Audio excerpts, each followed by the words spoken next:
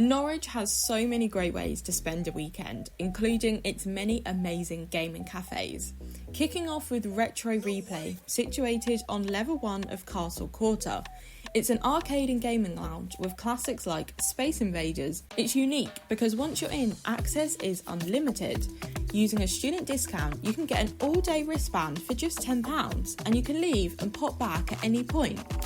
Next up, Slice and Dice on St Benedict Street.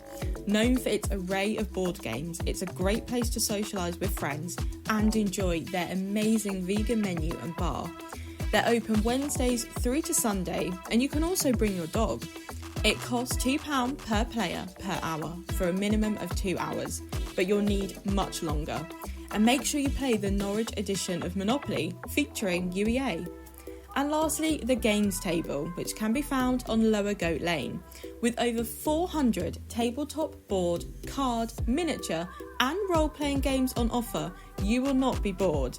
They also have great food and drink to enjoy. It costs £4 for the first hour, including a £2 drinks voucher, and each additional hour is only £2. Summer just got a lot more fun.